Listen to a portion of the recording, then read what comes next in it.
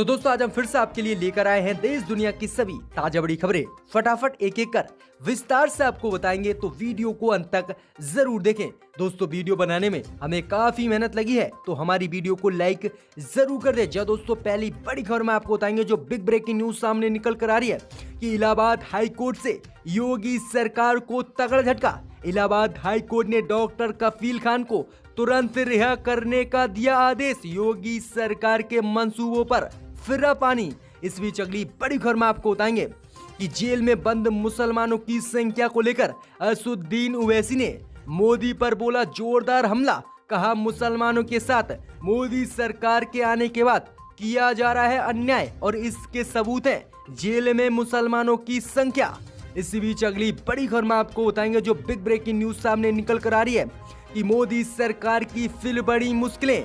झड़प के बाद आज चीन ने फिर दी भारत को धमकी। कहा पेंगोल झील का विवाद तभी होगा अंत जब भारत को करना होगा चीन से युद्ध। तो बड़ा झटका चीन से मोदी सरकार को लगता हुआ दिख रहा है। इसी बीच अगली बड़ी खबर में आपको बताएंगे कि अयोध्या के महंतों ने की मोदी सरकार से हिंदू राष्ट्र घोषित करने की मांग। कहा भारत हो इस्लाम मुक्त तभी हम चीन से कर पाएंगे मुकाबला।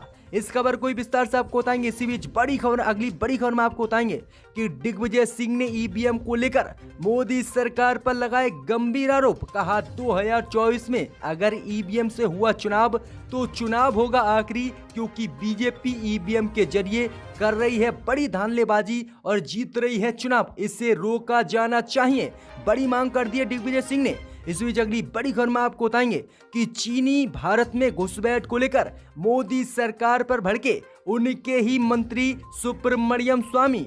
कहा जिनपिंग के साथ 5 साल में 18 बार मुलाकात करी है मोदी ने, लेकिन मोदी की चीन में नहीं है बिल्कुल भी इज्जत। तो जबरदस्त हमला अपनी ही सरकार पर बोल दिया है, इसको विस्तार से आपको बताएंगे। इसी बीच अगली बड़ी खबर में आपको बताएंगे कि बीजेपी नेता कपिल मिश्रा की बहन ने कर ली है मुस्लिम व्यक्ति से शादी। भ्रामक पोस्ट फेसबुक पर जबरदस्त वायरल। इसी बीच अगली बड़ी खबर में आपको बताएंगे कि तुर्की की डील पर भड़का अमेरिका। क्या नाटो देशों के बीच छिड़ सकती है जंग। तुर्की ने जो है रूस से खरीदे हैं कई लड़ाकू विमान, लेकिन अमेरिका कर रहा है इसका विरोध, लेकिन तुर्की ने दिया है सीधा जवाब। इसी बीच अगली बड़ी खबर में आपको बताएंगे कि सिंधिया के राज्यसभा सदस्यता पर मंडरा रहा है खतरा। वहीं सिंधिया ने नामांकन के दौरान नहीं दी थी अपने ऊपर मुकदमों की हाई कोर्ट को जानकारी। अब हाई कोर्ट ने भेज दिया है नोटिस। तो दोस्तों सभी खबरों को विस्तार से आपको बताएंगे, तो वीडियो को अंत तक जरूर देखें। इसी बीच बढ़ते दोस्तों पहली खबर की ओर जो बिग ब्रेकिंग न्यूज सामने निकल कर आ रही है कि इलाहाबाद हाई कोर्ट से योगी सरकार को लगा तगड़ा झटका। इलाहाबाद हाई कोर्ट ने डॉक्टर कफील खान को तुरंत रिहा करने का दिया आदेश। दोस्तों आपको बता दें ये बिग ब्रेकिंग न्यूज सामने निकल कर आ रही है कि बीते साल मोदी सरकार द्वारा लाए गए नागरिकता संशोधन कानून का विरोध करने और भड़काऊ भाषण देने के आरोप में एनएसए के तहत जेल में बंद डॉक्टर कफील खान को इलाहाबाद हाई कोर्ट ने आज जमानत दे दी है। साथ ही इलाहाबाद हाई कोर्ट ने योगी सरकार को फटकार लगाते हुए डॉक्टर कफील खान को तुरंत रिहा करने का भी आदेश दिया है। कोर्ट ने वकील की हिरासत बढ़ाए जाने को गैर कानूनी बताया है। तो बड़ी खबर सामने निकल कर आ रही है कि डॉक्टर कफील खान को इलाहाबाद हाई कोर्ट ने रिहा करने का आदेश योगी सरकार को दे दिया। देखते हैं योगी सरकार कब रिहा करती है डॉक्टर कफील खान को। इसी बीच बढ़ते दोस्तों अगली बड़ी खबर की ओर तो जेलों में बंद मुसलमानों की संख्या को लेकर असदुद्दीन ओवैसी ने मोदी सरकार पर बोला हमला, बताया अन्याय का एक और सबूत। दोस्तों आपको बता दें कि देश की जेलों में बंद मुसलमानों की संख्या को लेकर असदुद्दीन ओवैसी ने आज मोदी सरकार पर एक बार फिर से हमला बोला है। असदुद्दीन ओवैसी ने कहा है कि जेलों में मुस्लिम पुरुषों को पहले से ही बड़ी संख्या में कैद कर रखा गया है, लेकिन जब से मोदी सरकार आई है तब से उनकी संख्या और बढ़ गई है। असदुद्दीन ओवैसी ने नेशनल क्राइम ब्यूरो रिकॉर्ड का आंकड़ा बताते हुए बताया है। असदुद्दीन ओवैसी ने कहा कि जेलों में विचाराधीन कैदियों में मुस्लिम पुरुष सबसे ज्यादा बंद हैं। असदुद्दीन ओवैसी ने कहा कि कानून की नजर में ये लोग निर्दोष हैं, लेकिन मोदी सरकार के होने के बावजूद मुसलमानों को जो निर्दोष हैं उनको जेल में मोदी सरकार कैद करके रख रही है, जैसे निर्दोष लोगों को अंग्रेज कैद करके रखते थे। आगे असदुद्दीन ओवैसी ने कहा कि ये अन्याय का एक और सबूत भारत में है मुसलमानों के खिलाफ, लेकिन हम इसका आज सामना कर रहे हैं। तो असदुद्दीन ओवैसी ने ये बड़ा हमला मोदी सरकार पर बोला है कि मुसलमानों के साथ अब भी मोदी सरकार अन्याय कर रही है। इसी बीच पर तो दोस्तों अगली बड़ी खबर की ओर, तो मोदी सरकार की बड़ी मुश्किलें। भारत और चीन के बीच एक बार फिर से बड़ा तनाव। हिंसक झड़प के बाद आज चीन ने भारत को दे दी खुली धमकी।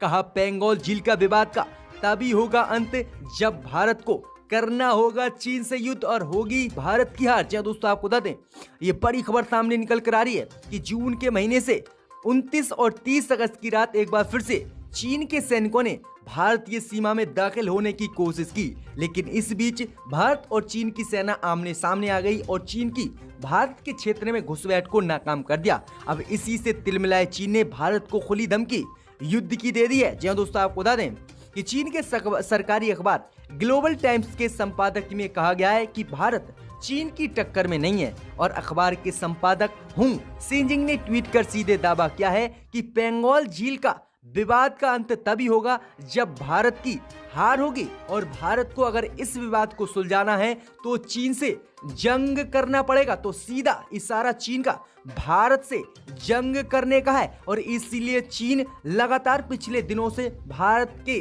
खिलाफ LAC पर जो है मिसाइलें और अन्य सिस्टम को तैनात कर रहा था, लेकिन मोदी सरकार सिर्फ विपक्ष को दबाने में देश में बैठी थी और उसे अपनी जीत के बाद कुछ दिखाई नहीं देता। तो ये बड़ी खबर है कि चीन ने एक बार फिर से युद्ध की तरफ इशारा कर दिया। इसी बीच बढ़ते दोस्तों अगली बड़ी खबर की ओर, तो अयोध्या में संतों ने किया अनशन, मोदी सरकार से हिंदू राष्ट्र बनाने की कर दी है मांग। जो दोस्तों आपको बता दें कि अयोध्या में बाबरी मस्जिद और राम जन्मभूमि का मामला अभी हाल ही में खत्म हुआ है, लेकिन अब अयोध्या में एक और विवाद ने जन्म ले लिया है। जहां दोस्तों आपको बता दें कि अयोध्या के साधु संतों ने जो है भारत को इस्लाम मुक्त करने का नारा देते हुए भारत को हिंदू राष्ट्र घोषित करने की मोदी और योगी सरकार से मांग की है। जहां दोस्तों आपको बता दें कि अयोध्या के संत परमहंस दास ने जो है अनशन पर बैठते हुए कहा है कि राष्ट्र की एकता अखंडता तभी बनी रहेगी जब हिंदुस्तान हिंदू राष्ट्र घोषित होगा।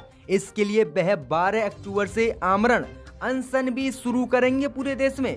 इससे पहले परमहंस दास ने राम मंदिर निर्माण को लेकर अनशन कर हलचल मचा दी थी। तो ये बड़ी खबर सामने निकल कर आ रही है कि अयोध्या के जो परमहंस दास हैं और अन्य साधु हैं, उन्होंने इस्लाम मुक्त भारत का नारा देते हुए मोदी सरकार से हिंदू राष्ट्र की घोषणा करने की भारत की मांग उठा दी। अब देखते हैं कि मोदी सरकार या अन्य नेता इस पर क्या जवाब देते हैं। इसी बीच बढ़ते हैं अगली खबर की ओर, तो दिग्विजय सिंह ने फिर उठाया ईवीएम का मुद्दा। कहा 2024 में हुए ईवीएम से चुनाव तो चुनाव होंगे आखिरी, क्योंकि बीजेपी ईवीएम से कर रही है बड़ी धांधलेबाजी। जब दोस्तों आपको बता दें कि कांग्रेस के वरिष्ठ नेता दिग्विजय सिंह ने एक बार फिर से ईवीएम का मुद्दा उठाया है। दिग्विजय सिंह ने एक वीडियो साझा करते हुए अपने ट्विटर अकाउंट पर भारतीय राजनीति को लेकर चिंता जाहिर की है। उन्होंने लिखा है कि ईवीएम भारतीय लोकतंत्र को तबाह कर रहा है।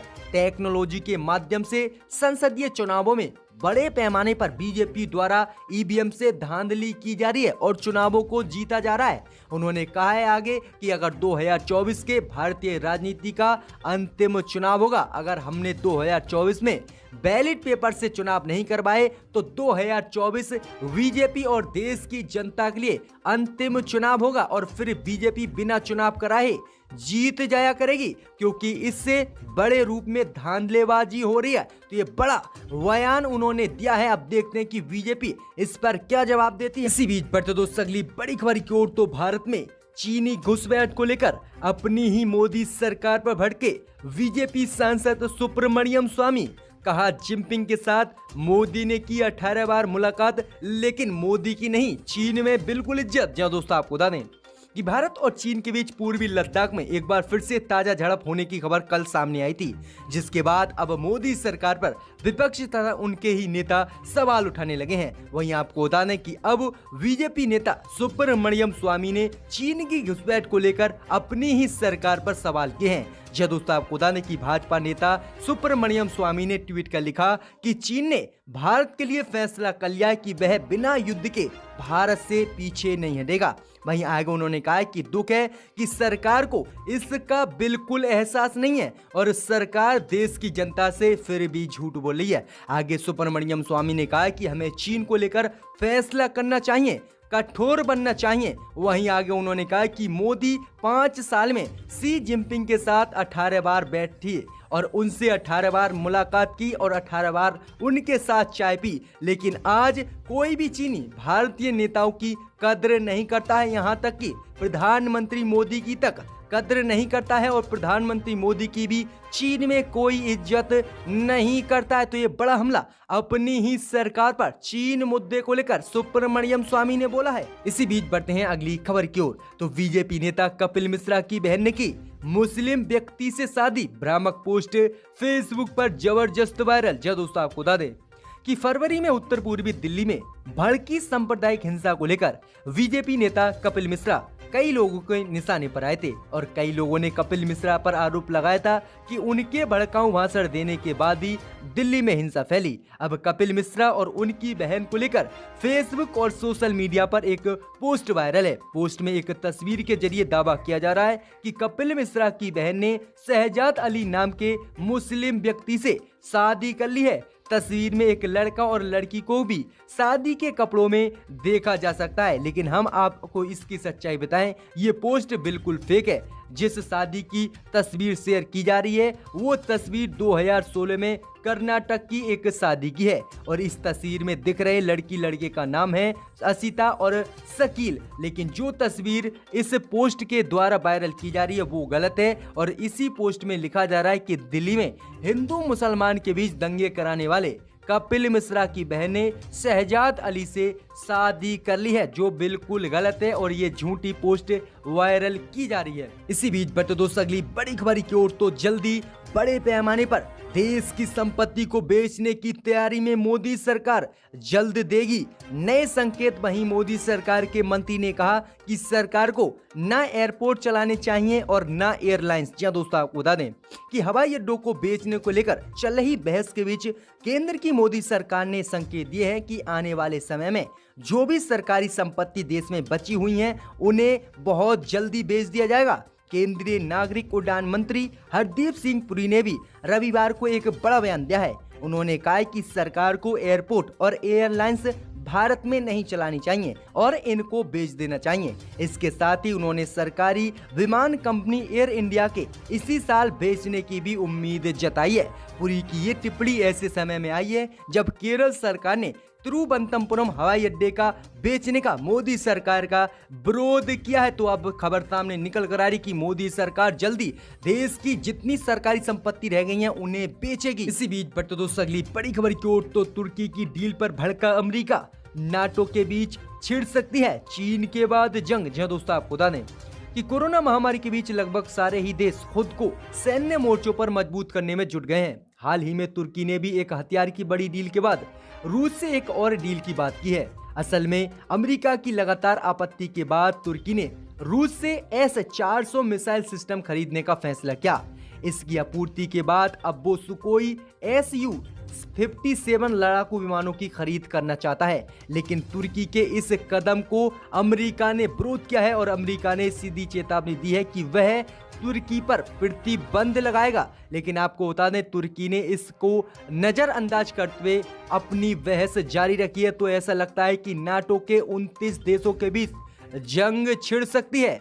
इसी बीच बढ़ते दोस्तों अगली बड़ी खबर की ओर। तो मध्य प्रदेश में सिंधिया को लग सकता है तगड़ा झटका। हाई कोर्ट ने भेजा नोटिस, राज्यसभा सदस्यता हो सकती है खारिज। दोस्तों आपको बता दें कि राज्यसभा सांसद व पूर्व केंद्रीय मंत्री ज्योतिरादित्य सिंधिया मुश्किलों से घिरते नजर आ रहे हैं। ग्वालियर हाईकोर्ट ने उनके खिलाफ पूर्व मंत्री गोविंद सिंह राजपूत द्वारा दायर याचिका स्वीकार कर ली है। उसमें उनके राज्यसभा चुनाव को चैलेंज किया गया है।